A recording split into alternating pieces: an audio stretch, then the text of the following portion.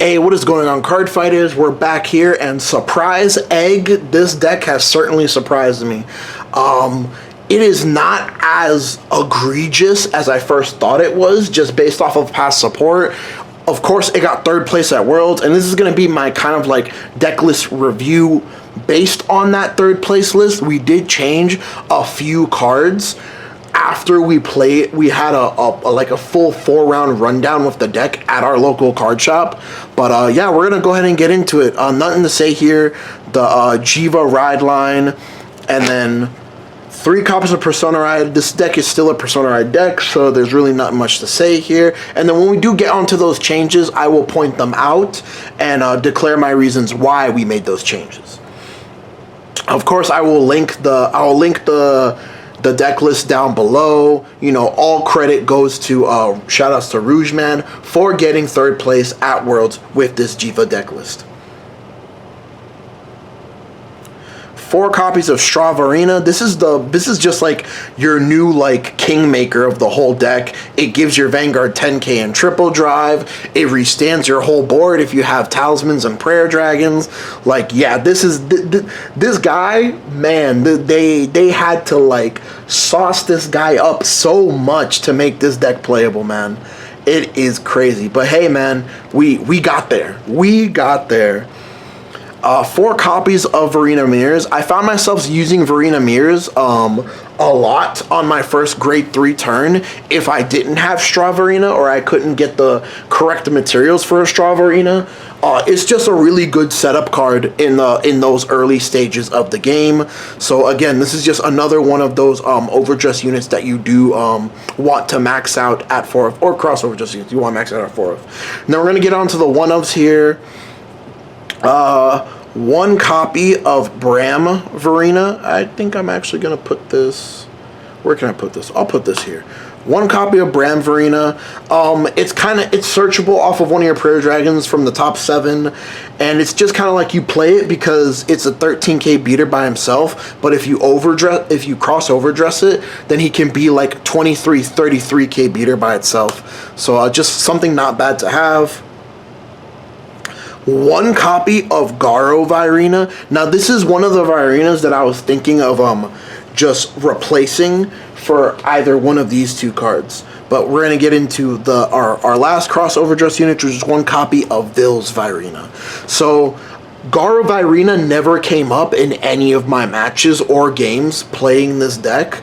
I thought about like cutting it for another Vils, but then I was worried about, okay, what if I just see Vils and I don't have any other crossover dress units to pick up? Then Vils essentially becomes a dead card. So I kind of didn't want to do that. And then I thought about cutting him for a Bauer Virina, but then I thought of, man, like what? That's like way too many grade 3s, and then you're not really likely to resolve Bauer Virina's skill because your deck isn't really revolved around Bauer Virina. So it's kind of like that slot's kind of like a flex spot of like what you want it, that 1-of spot, what you want it to be. It can be any of these 3 cards in my opinion. Of course, just my opinion. But yeah, obviously ROOJMAN put that in there for a reason. I just haven't had that reason come up for me personally. Let's actually move this because yeah, there we go. Cool. And then our only 2 overdress units are 2 Verena Arcs. Now Verena Arcs has actually come up. It is searchable, like hard searchable off of one of your prayer dragons from deck, but just resolving a Verena Arcs on turn 2 when you superior called off your Trick Star is really strong. Just like that draw 2 in the early stages of the game really does matter. And if like I found myself either using this a lot on turn 2 or using this a lot on turn 3. So it has come up. I haven't really felt like I've needed more than 2. 2 has felt like really good for me during the times that I have seen it, if I'm not just hard dumping it to the drop zone. And then getting on to our prayer dragons. Now this is like the bread and butter of the deck. The prayer dragons is 4 copies of Alpajectar. I'm really bad with these names, guys. So 4 copies of the triple rare prayer dragon.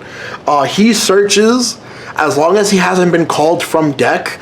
He can search for any, with a Soul Blast and a discard, he can search for any prayer dragon in your deck, including himself. So he's just really good. That from turning your 2-card combos into like essentially like 2.5 card, your 3-card combos into like 2.5 card combos essentially. But yeah, he searches for any, and then when you do cross Overdress on top of him, you do get to draw a card. So he essentially replaces that discard cost. So just like a really, something that the deck really did need. This was something that it was just needed. There was no way around like not making a card that just like kind of like 1-card combos your way into what you're trying to do, kind of. And then getting on to the one-ofs here, I kind of put them in order of what I felt like was more important in terms of the Prayer Dragons. 1 copy of Grill Mirror. I found myself using Grill Mirror a lot just to like dig for either to dig for mirrors or to dig because I didn't have Stravaarina in hand. So yeah, the Grill Mirror came up a lot. 1 copy of Straldrigo Prayer Dragon comes up a lot towards I can only call 1 Trickstar from the drop zone, but then for a CB, when I do Overdress with this guy, I can call another Trickstar from the drop zone. So this ability does come up a lot as well, and its first ability can just search your U of Arena arcs if that is something that you need in that moment. Then 1 copy of the Nonadix Prayer Dragon. This is the Prayer Dragon that gives your it makes it so that your opponent has to guard off 2 or more cards until the end of that battle. Yeah, that's all it does. For a Soul Blast, it just makes your Varina a Battle Door effect, which, another thing, on top of everything that this card does, it also gives your, the Varina that crossed Overdressed on top of it, protection from basically protection from destruction until the end of their turn. Targeted destruction. If they have non-targeting removal, then like they get you that way. But it basically, or it might just be retire. Am I capping? No, it can't be chosen by card effects. So it protects it from targeted destruction until the end of your opponent's turn. Like on top of everything else it does. That's also what it does. And then this originally wasn't a Prayer Dragon. This is Drysdale Prayer Dragon. This is the Prayer Dragon that if you have a unit in the cross Overdress state when it attacks, it's a 23k beater. I put 1 copy of this into the deck. This was originally 1 copy of the set order. Playing with the deck, the set order never really came up, and whereas even when I did see it, it didn't feel like a relevant card. More often than not, especially in like my last few rounds, it felt like I didn't have enough Prayer Dragons, so I did swap this out for an extra Prayer Dragon one-of. But this can be this if you want to. These are just like my personal preference changes that I did after trying ROOJMAN's list. And then 1 copy of the Drawness Prayer Dragon. This is the Prayer Dragon that lets you sack a rearguard to get 2 Prayer Dragons from your Heavenly Prayer Dragons from your deck and call them out at rest. If you sack the crossover this unit, it lets you draw a card. This isn't really relevant unless you're trying to get 5 materials underneath your Stravaarina for the board nuke, but that's the only time where this is relevant. And there's not really that many decks right now that suffer at least the top tier decks that suffer too horrendously against like full wiping their board. But it is in there because you do have like access to it if you do need it. And then 1 copy of Camandello. This is the Prayer Dragon that like gives the effect of like the Overdress unit gets 2k for every grade of your opponent's Vanguard. It's just free power. Like if your opponent's a grade 4, it's a free 8k power. If they're a grade 3, it's a free 6k power. If they're a grade 10, it's a free 20k power. If like my maths isn't wrong, but it's just free power, and that's the reason why we do play it. And then that is it for our Prayer Dragons. So we're playing 4, 5, 6, 7, 8, 9, 10. We're playing 10 Prayer Dragons in total. His original list was only playing 9, but there was like a lot of times where like I was in my opening hand, I'll open with a Prayer Dragon, I'll open with him, and I wouldn't want to mulligan him back. I don't know if it's correct or not to mulligan all your Prayer Dragons away, but I wouldn't want to mulligan my Prayer Dragon away because there's no guarantee I'll get it off my top 7, off my ride line, and there was like a lot of games where I just didn't get any Prayer Dragons off my top 7, so it's just kind of like a consistency boost towards your ride line at the same time. 4 copies of Trickstar in his original list. He did play 4 main deck copies of Trickstar, so there's really nothing much to talk about here. Of note, I do have a buddy of mine at my local game store that does play Trickstar in the ride line still, which it is a little bit more of a feels better because he can always choose to go first if he wins the die roll, and this deck ideally wants to go first, but it's still kind of like a feels bad if you do have to go second, but it does give him guaranteed access to two Trickstars right off the bat, and there was at least one game where I just bricked on only seeing 1 Trickstar, but that's like not a deal breaker of this deck anymore. And 3 DPGs, 1 Blitz Order PG, 1 of the Dragon Empire OT. You have access to triple drive now, so the Dragon Empire OT is really good in your deck.